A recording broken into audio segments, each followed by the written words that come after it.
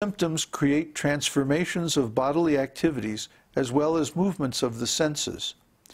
All of them can be accepted as different feelings of the heart. Sometimes some of the feelings are quite natural.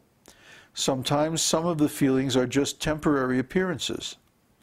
Those symptoms which are very natural always remain, both within and without the devotee. As one can detect the color of dye a cloth was soaked in by looking at the cloth, so simply by understanding the different signs of these symptomatic features, one can understand the actual position. In other words, attachment for Krishna is one, but because there exist different kinds of devotees, such attachment is manifested in many varieties. As clothing tinged red appears red, so the temporary appearance of a certain type of feeling can be detected or observed by the specific ecstatic symptom. In fact, all the different humors and mellows of the devotees produce various specific feelings within the mind. And according to these differences, the symptoms of ecstatic love appear in different forms and degrees.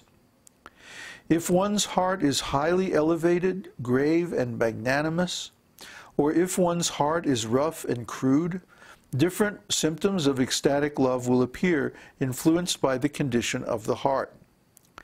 Actually, people cannot generally understand such different qualities of mentality, but when one's heart is very soft or gentle, these symptoms become very easily visible, and one can understand them very clearly.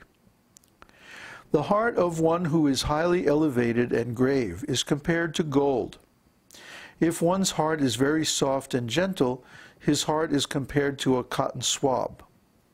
When there is an ecstatic sensation within the mind, the golden heart or grave heart is not agitated, but the soft heart immediately becomes agitated.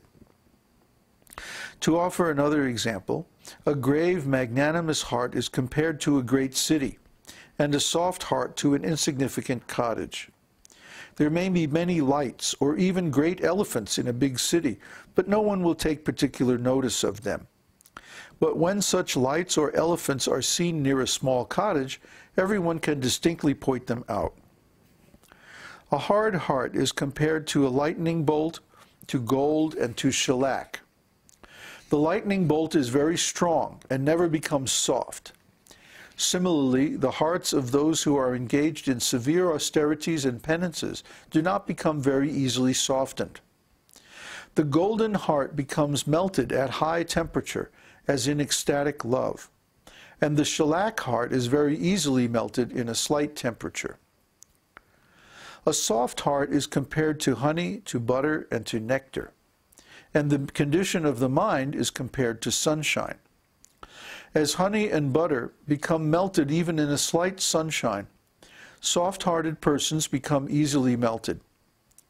Nectar, however, by its nature is always liquid, and the hearts of those who are in pure ecstatic love with Krishna are by nature always liquefied just like nectar. A pure devotee of Krishna is always specifically qualified with nectarian qualifications, and sometimes with the qualifications of butter and honey. On the whole, the heart in any of the different conditions mentioned above can be melted under certain circumstances, just like a hard diamond is sometimes melted by a combination of certain chemicals.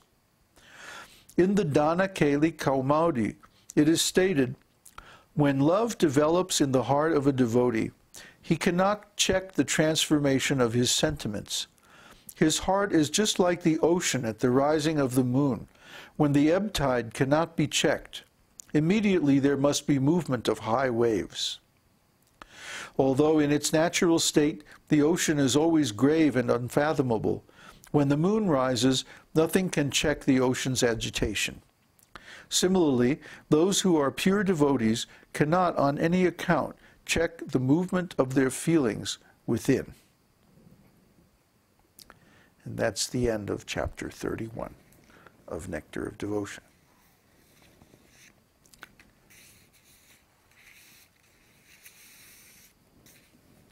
Oh, that's very deep, huh?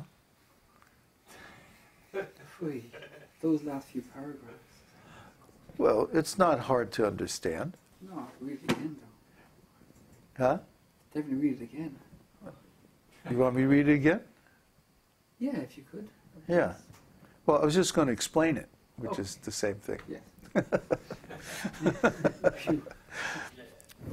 When Prabhupada, or when Rupa Goswami talks about a golden-hearted person, he's talking about like a great king or hero, someone who has to meet opposing forces and sometimes has to act diplomatically or speak very thoughtfully.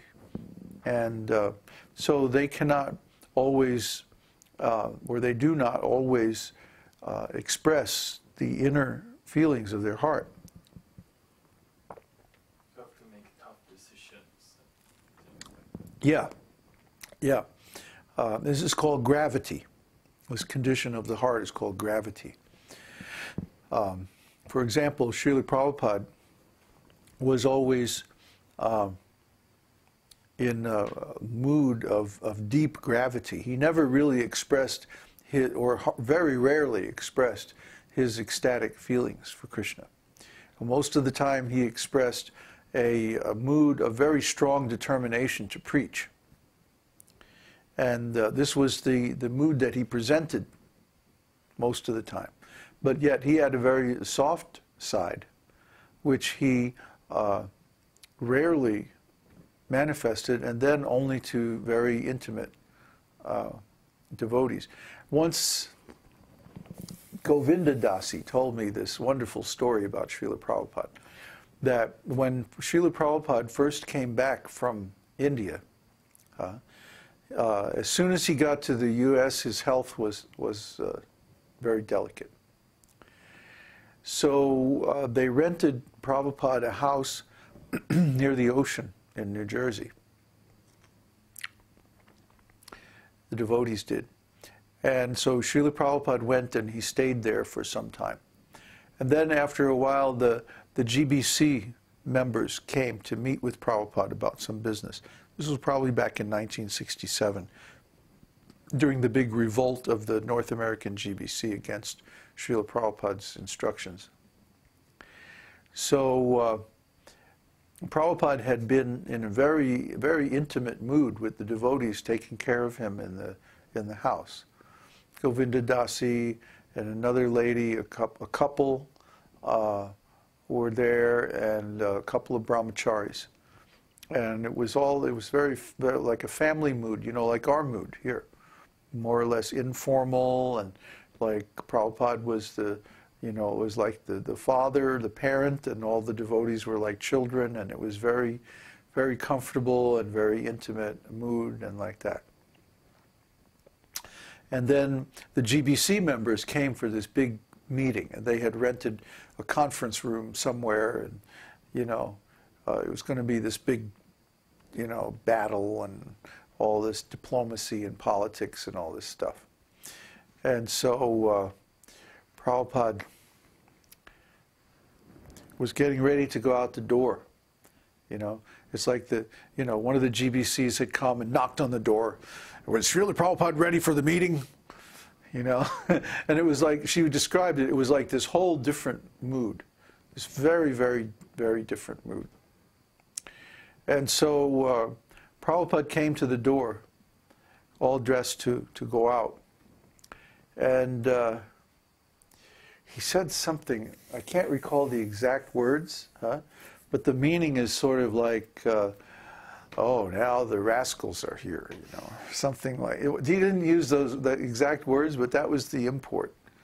It was like, okay, no more fun, And so, he put on his very, his tough external mood, and he went out the door, like in that mood. But the devotees could see this complete change come over Prabhupada. It's like he was being very soft and relaxed and happy and calm, and then he had to put on this very determined mood. Yeah, you see this mood in his pictures a lot. very, very tough, determined mood. So this was his golden-hearted mood. See? But Prabhupada also had a soft-hearted mood, in which he was very expressive, and but he didn't manage, or rather didn't manifest this mood much in his public pastimes, because of the political situation and all the nonsense that was going on. So it's very difficult to understand the heart of a person who is very grave, because they don't always express what's really in their heart or on their mind. But then he describes someone who's called soft-hearted. Their heart is compared to a cotton. So even though gold can be melted at a very high temperature,